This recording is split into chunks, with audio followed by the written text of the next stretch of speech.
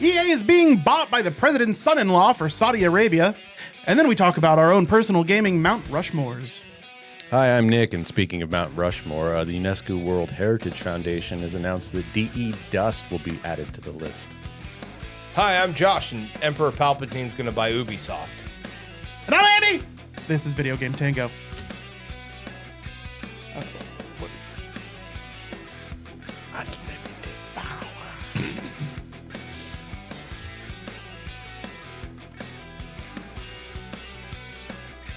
Hey, welcome back, everybody. Hello. You startled the witch pouch at me. Put your witch pouch away. I I don't want to look at your witch pouch This anymore. is a family cast, man. You can't just have your witch pouch. I got scared. I'm sorry. We talk about video games here. We do. This is a video game podcast. We have fun here. Okay. Well, hey, we actually have some video game stuff to talk about. We do. We do. I don't know if you know this yet. Probably do. You might. EA has been acquired. And you may be thinking, well, you know, that goes around in the industry, whatever. Yeah, like these things Activision happen. Blizzard was a huge deal and all that. Can't just acquire EA. This is what? It's not like that. It's like this is big. Big. I mean, the acquisition for Activision Blizzard was more money. This is bigger news. Yeah.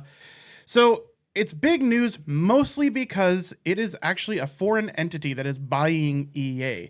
Specifically, it is Saudi Arabia. Yeah. And like not a company named Saudi Arabia.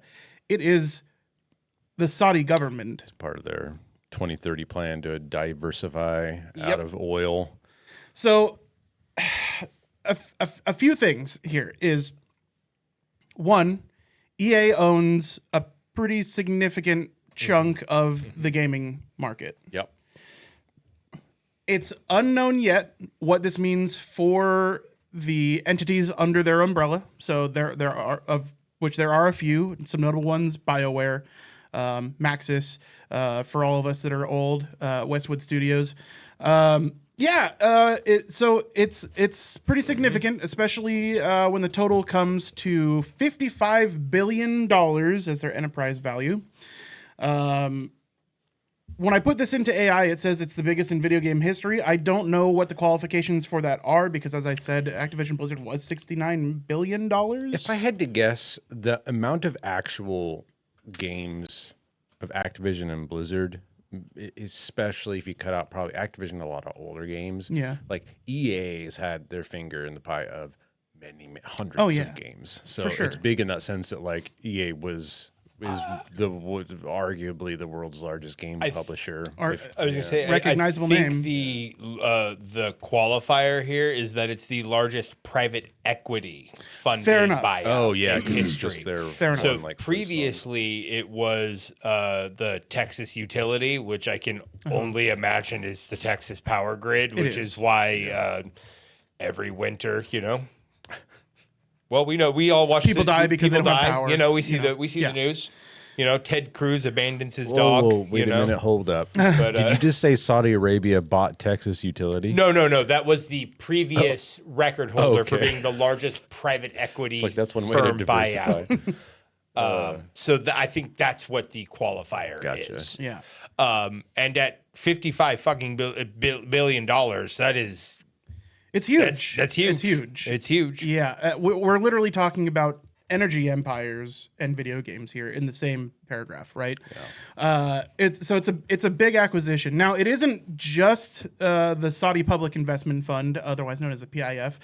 They entered in a 40% stake. The other partners are Silverlake, which I'd never heard of before today, but it's just a US-based private equity firm.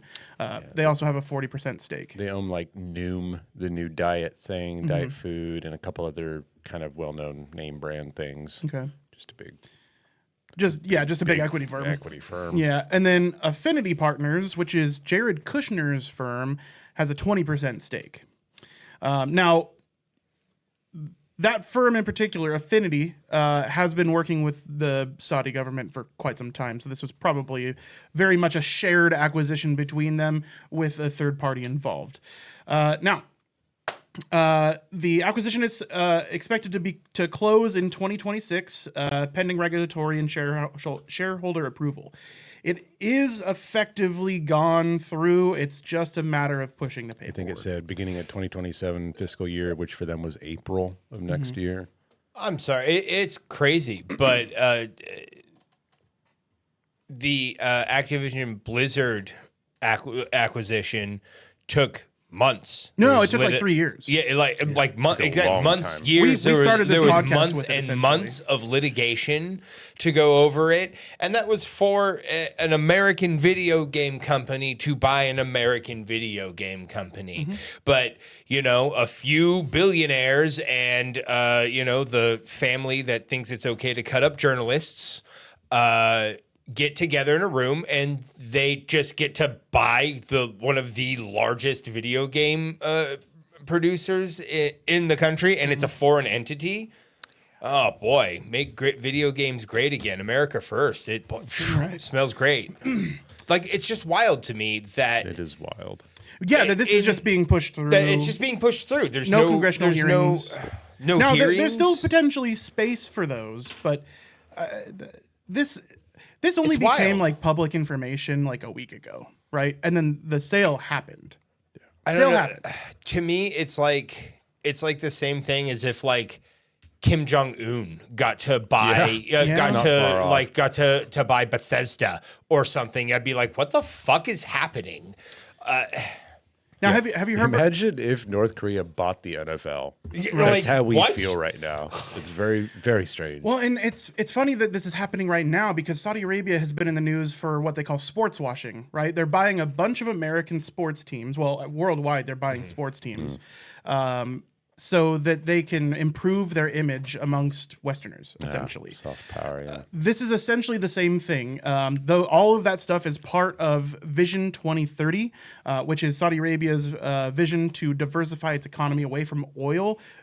In this case, it's with gaming as a central pillar. So sports, gaming, and then in addition, just like this past week, there was that huge comedy festival. Yeah, No, the don't get me Riyadh started. Comedy As well. Festival. Yeah,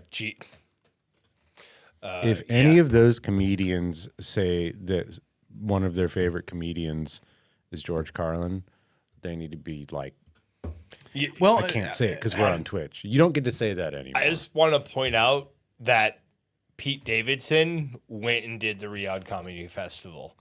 And if you know anything about Pete Davidson and his, dad, you understand how truly disgusting that is. Ew. Ew to everyone who went and did that. Anyways. Honestly, by the way. Anyway, again, neither but here it's- nor there, but it is kind of It's related. related. Yeah, because normally, we don't dive into a lot of that, but But this is global economic, political, and gaming news. I so wanted to say just real quick, if we were able to like strip some things away, the idea of a country trying to diversify itself from a fossil fuel by using its wealth to branch out, like on paper, brilliant. Like think Sure. of all the good things that could come from that for the country. But the problem is the country is Saudi Arabia. Right. And I'm nothing against the people of Saudi Arabia. For sure. It's like what we're talking Yeah, about. exactly. The people in power and what they are known for and what they have done and what they're likely going to do. Even that aside, like simple case, you now have a government in control of a major publishing company for video games. It's like, what does that mean for what kind of games you're going to be allowed to make? Or the people that are currently under EA, can they get away from that? Like, are they going to just have to give up all their work? I don't know. But right. Can you have female NPCs driving cars? Right. Well, yeah, that's a good question. Now, in order to please a Western audience, probably yes. they have different versions of the game like they do for China and whatnot. Maybe. Yeah. I mean, Westerners, women are allowed to drive in Saudi Arabia.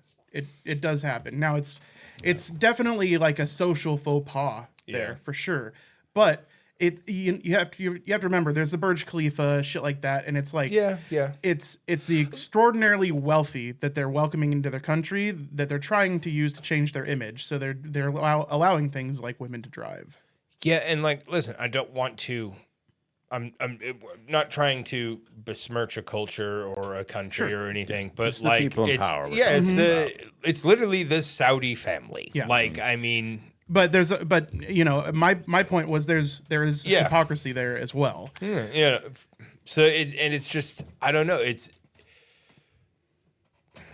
Again, to a Western mind, again, I don't want to, it's very, it seems to fly in the face of what, like, especially people like BioWare. Can you imagine like a Dragon Age under, like, what's that look like with any, like, a government's thumb on the scale? Like in this case, the Saudi government. What is that going to look like? And that's for me, 80% of the mind-boggling is the idea that like the government owns a video game publishing company. It's like if it was any government, I'd be freaking astounded. And, you know, the fact that it's who it is just that much slightly worse. But I don't know what it is going to mean. It's probably going to mean a lot of job cuts. The thing is, you know, it doesn't, like, controversy doesn't even just end there. It goes even deeper than that. Like, if you look at our government's involvement in this, Jared Kushner is God, I forgot about that part. Kushner is the one supposedly to have brokered the deal. So Vanity Fair reported that he was the linchpin of the deal, actively negotiating with both EA and the PIF. So are we just getting permission to sell an American-based company to Saudi Arabia from the president, effectively? Yes. Essentially. That's how it must have happened. Because I sit here and ask myself, why do you need an interlocutor that's like the stepson of the president? Like, they could have had anybody else broker a deal. Yeah. You know, so it's bizarre. It's strange. Super bizarre. Yeah. It begs the question, are we talking about quid pro quo?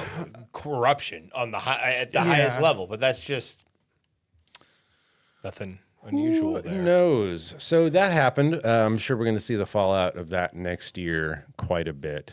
I predict at least 10,000 jobs lost. I put money on it. They haven't made too many public statements yet, except for one. The core message from PIF in their acquisition of Electronic Arts is that they will be doing a significant strategic shift towards using artificial intelligence to drastically reduce the company's operating costs. So that means employees. Employees, yeah. Yeah. So if I'm to break this down, which I did, the primary goal is to do an AI pivot. It's to achieve substantial cost cutting across the company's operations. A culmination of the report specifically mentioned a goal to reduce operating costs by up to 15 to 20%, which, when we're talking about a company with a valuation of $55 billion, and that it's a publicly shared or traded company that has now gone private. So they bought this from the stock market, right? Like $210 from open trade. It is $33.50 in cash per share. To be exact. And then, while not explicitly detailed, the implication is that AI will be used to automate and streamline various development and business processes. So, in short, it sounds like there's probably going to be more layoffs. Those jobs are likely to be replaced by AI, and we're going to be seeing significantly more AI. Because if they're talking about cost cutting of 15 to 20%, it's not like they're just removing 15 to 20% of their labor force. They can't do that if implementing AI is going to cost money, right? So that means more than potentially more than 15 to 20% of their labor force.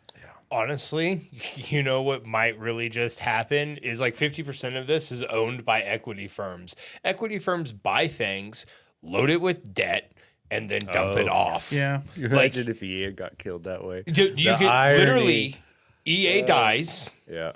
And these companies get all the IP that they want, and they can just bring it up under a new production company. No problem. Yeah. It's in the grave. Yeah. That could be a very real thing. Like, I mean, we're talking about lifetimes worth of money. Like, you know, so generational wealth for many people. Yeah. All right, can't wait for the next AI game for EA. Dude, what's crazy is how many people are actually celebrating this. Reading the comments on Reddit, they were relatively neutral, kind of taking a wait and see approach, all the way to pretty cynical on it. And then if you go to Tech Power Up, where the Reddit article is being hosted for this specific thing, it is a lot of people that are talking about like how AI couldn't make a worse Battlefield game, and they're looking forward to see what AI implementation is going to look like in these games. And there are people that are literally excited about this, and I just don't know that they know all the implications. Like, that's gross. That's gross. I mean, AI is getting literally today. It's on the facet of AI, like Tilly something. What is her name here? Anyway, yeah, there's an AI actress that's literally looking to be signed by talent agencies. What is happening in the entertainment and gaming industry right now? It's a side subject that we don't have to dwell on. Yeah. But this thing I'm about to talk about, AI, just like any technology, we have it now. It's not going away. It is going to keep getting used, and it will get better. Yeah. That's the thing, is it's not always going to be the state it's in now. The problem is that how much we're using the current state of AI and to what extent. Like what it means in reality is we're getting subpar products right now and firing people. Yeah. And, the thing is like if you want to have it as a part of your workflow and it's going to be good in 10 or 20 or 50 years, you kind of got to start investing now, right? So it's like, I'm not surprised that AI is going to be, it's going to be in every company, but the fact that it's in like a creative pursuit, like, okay, if they're using AI to, like generate frame data or to iterate on design processes, or, stuff like that's one thing, or but automate that's optimization, be a lot of that kind of stuff. But the problem with AI is it's not foolproof. No. And it can easily become a bad or broken or corrupt agent if it's either A, not programmed well, or B, where it's programmed correctly.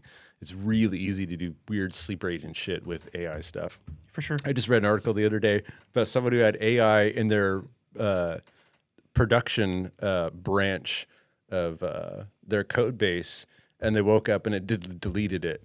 And I happily told them I deleted everything and all 6 backups, and no, you can't have it back. And they have no idea why I decided to do that. Wow. It's like, yeah, don't just give free reign to AI right now. Like, it needs another 20 years in the oven for it to be just like safely trusted. Dude, AI didn't become a household name until just a few years, like 3, maybe 4 years. I mean, 4 years ago was people that were in the know. Yeah. It's only really become mainstream since it started to show up in apps, and the ease of access was typing chatgpt.com into a browser, right? And that's we've forgotten how young it is as a technology, and it's incredible how quickly it's gotten better. I blame bad Terminator movies. They didn't they let our fear of AI slack due to bad storytelling, and that should have been refreshed. But we got the 1999 classic The Matrix. Hello. I mean that true. brought it back. That brought the discussion back then. Like, come on. I blame RoboCop. Yeah, it's again, that's another thing that's wild to me, that people are wage slaves and robots get to make art and be actors. Yeah, what? In other news, Xbox Game Pass is going up 50% in price. Yeah, what the fuck? Dude, oh God. Tariffs. Sure, importing all those physical copies of those games is a real bitch. Oh my God. No, dude. Oh my God. No, I think this is perhaps just comeuppance for everything Microsoft's been doing the last 10 years. It's like, no one's going to be selling your consoles anymore. They're pulling them from storage. You're going fully, everything's an Xbox. And then you're gouging the last remaining people. There's people on Reddit being like, here's my 20 years of Xbox Game Pass achievement, or Xbox Microsoft Live account. Like, I've been paying for this monthly for 20 years straight, and I'm done. It's 50% price hike Yeah. is nuts. I mean, 50% price, but dude, it's not that fucking crazy. It's just not. Everywhere is doing it. Just look at video streaming services. Yeah.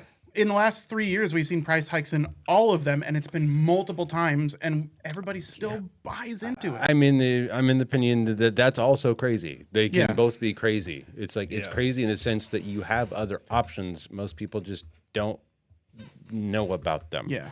You don't have to have a subscription for everything. Re-embrace piracy.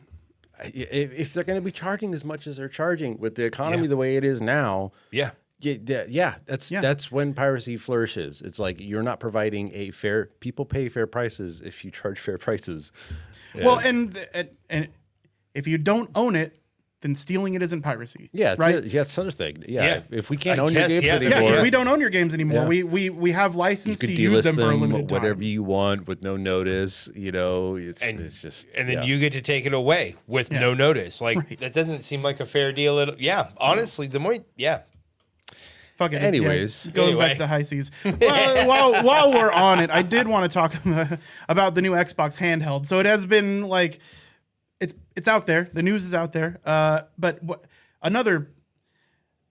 what is wrong with this fucking industry? So the second generation of handhelds is coming out, and they're starting to launch at like $799. The new Xbox handheld, they have like a $549 version. It's fine. It's competitive in price and spec with the Steam Deck. Great.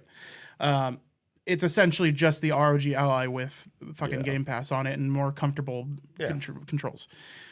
But the new one, using the Z2 Extreme AI, of course they slap AI on the label. there you go. $1,000. It's $1,000 for a handheld device. $1,000. Now, is it performant? Yes. Is it going to play games like twice as good as the previous handhelds? Arguably, yeah. We have yet to actually get like real performance figures on that, but looking at the architecture and stuff, it's not. It's not out of pocket that it might be like twice as performant as the last generation of handhelds, but it's $1,000. One of the major calling cards for this new burgeoning industry was its cost. Yeah. Right? Like Steam was using this to subsidizing these handheld consoles with their games.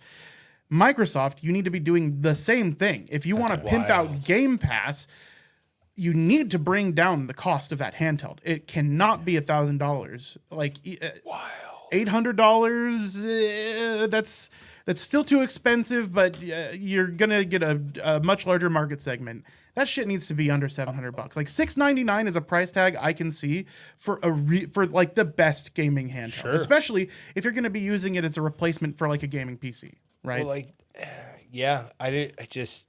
that's why wild that in this economy $1,000. What? It is nearing on a full month of pay at minimum wage for the federal level. Yeah, like work for an entire month for a Game Boy. You know, and then I you know can't that's a play, rude and then analogy, you can't. But then you can't buy Steam fucking Game Pass. Yeah, like you can't afford Game Pass and the console it comes with. Wow. Game Pass is gonna be another $360 a year. Yeah, I think it's $30 a month. Yeah. Wow.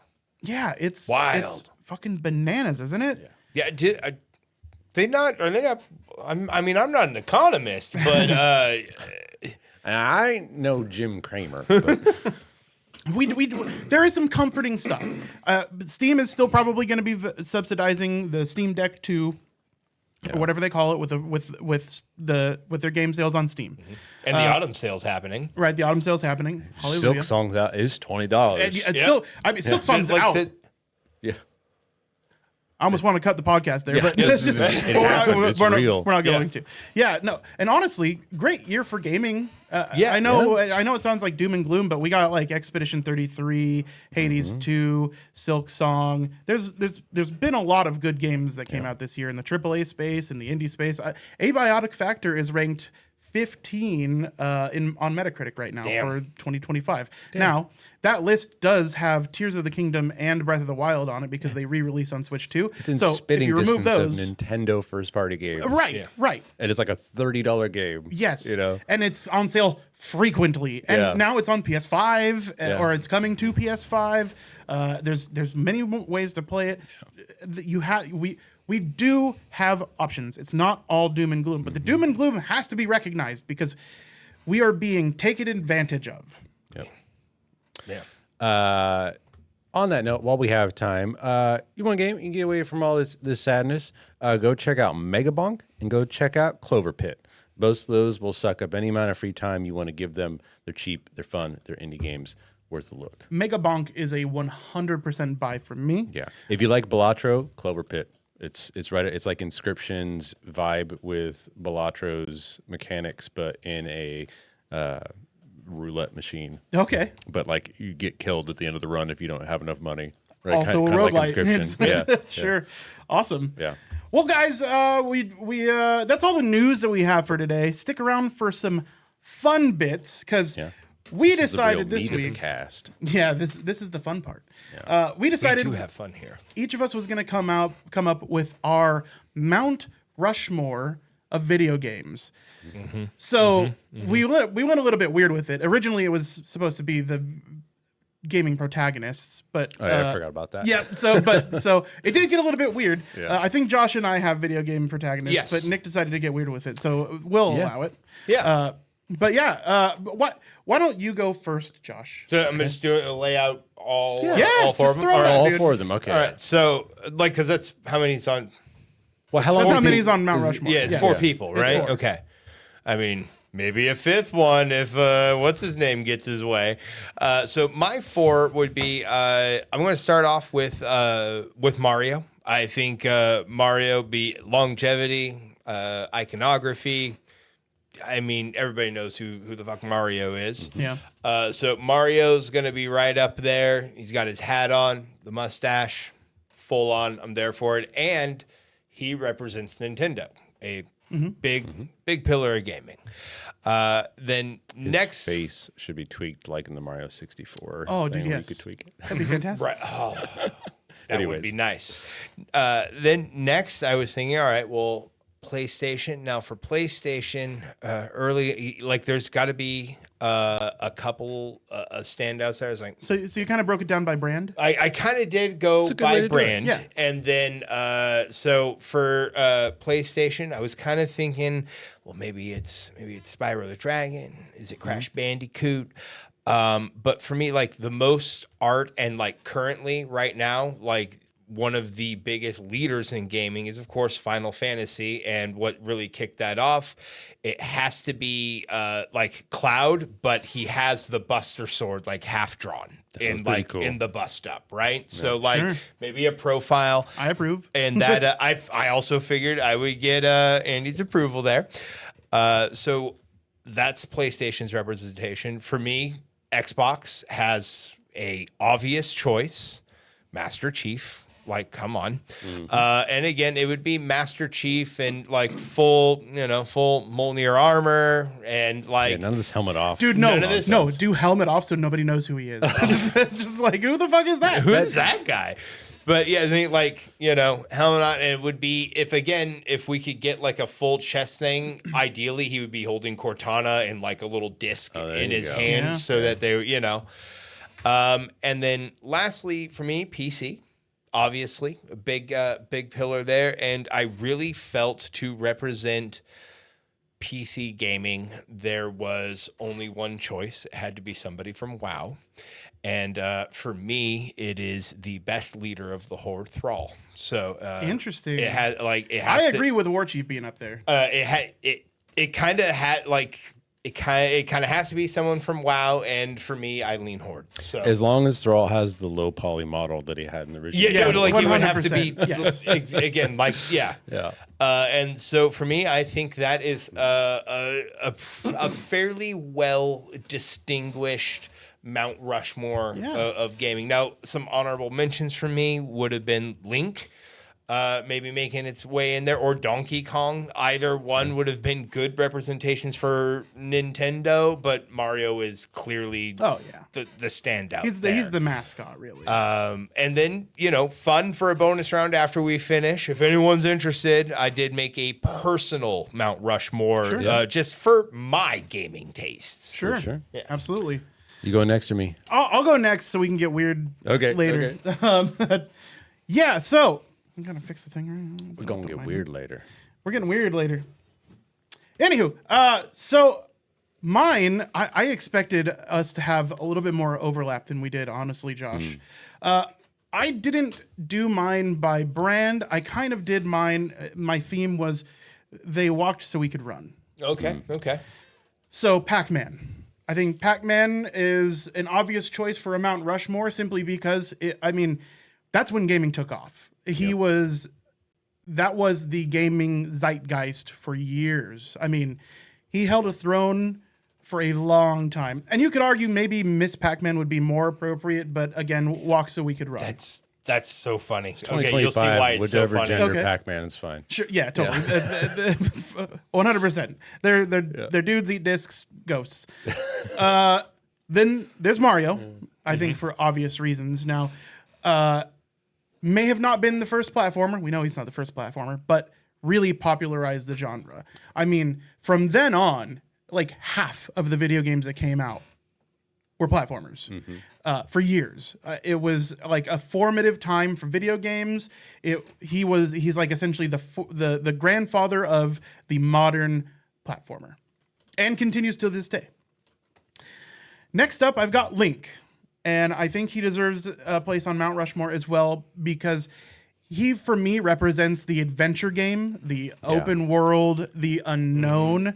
And if you go all the way back to the original Zelda, there had really been nothing like it, at least not that top-down format adventure game. And there may have been, I just don't know of any. So I think he represents a lot of different genres as well. And after Link, I've got Doom Guy. Yeah. Excellent choice. The FPS is just more popular than ever. Its growth has only gone up, maybe exponentially. Like the most popular games are first-person shooters. They're usually the staple games on any console generation, and they're often the biggest sellers and the most beloved games. And I think Doom Guy is really representative of the first-person shooter. While there had been first-person games before it, he really did kind of create the first-person shooter. As far as the zeitgeist goes, he beat out Wolfenstein, beat out Quake, right? Good choices. And even Wolfenstein and Quake, it's like the same group of guys making them all. So, I feel he's pretty representative. Yeah. Very good. All right. I tried to think about, like, as far removed from video game, like get broad with it. Forest for the trees, right? What are the things that define like our attachment to video games and this kind of stuff? Because it's like you can pick characters, but it's a hard choice, and you can pick, these kinds of things. So I thought, what is something that almost since the beginning of video games has been with us in every single video game? It's maybe not a feature, right? But it's something that we've all looked at, we've all stared at, we've all waited for.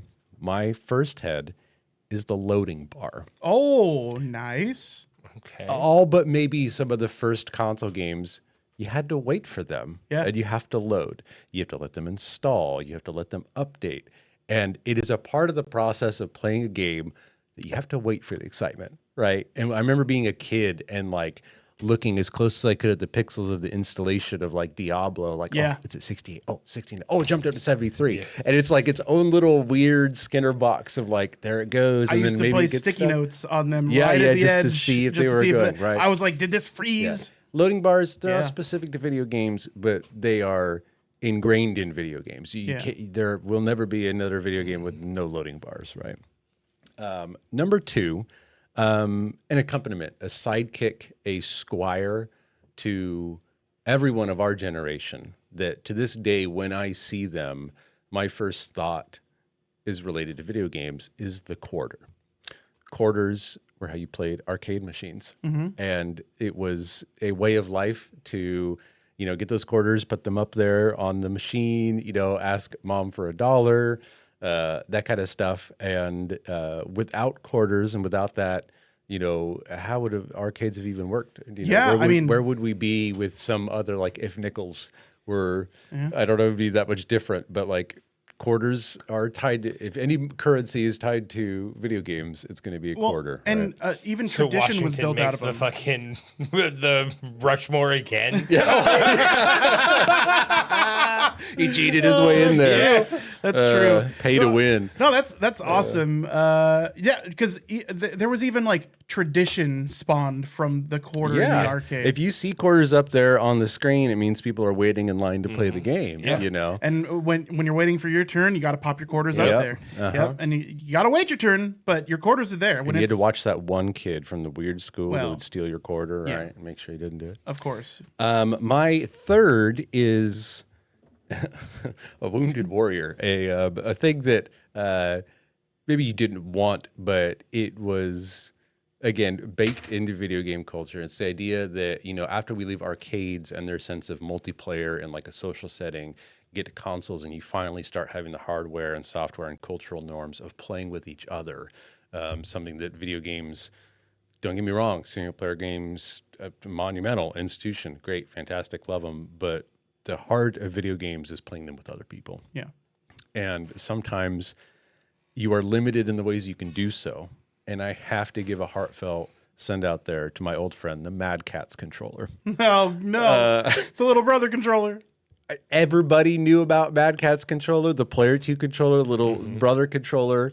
And they're always trying. They looked weird. They looked strange. They looked like the art on a fucking Pepsi can. It was given Cronenberg life. And sometimes they worked, sometimes they didn't, sometimes they weren't even plugged in. But we all knew somebody had one. And, sometimes you got stuck with it, but at least you got to play, with your weird, bizarre plastic flesh beast that was a controller. I'm going to show it on Yeah, I'm gonna throw show it up on some screen. pictures of look at this. some of the very... Everybody had a friend with the world's most uncomfortable goddamn N64 controller of all time. That one's got a hunchback, It's Oh, dude, the N64 controller was already kind of an abomination of a controller. There was PlayStation ones. That green Xbox one, we had that one. Yeah, we did. Mm-hmm. Yeah. That's crazy. Yeah, that is crazy. I mean, oh, dude, I had the black N64 controller in the middle there. Yep, yeah. Oh my god, that's actually the one that I was looking for. That is. How do you hold that?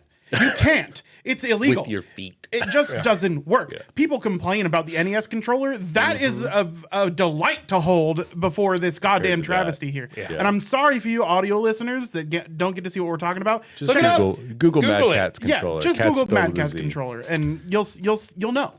My final Mount Rushmore is we resign ourselves to the truth. We open Pandora's box at some point, right? This is the Black Swan event, the dark horse that is now forever probably going to be in mainstream video games, and we cannot get rid of it.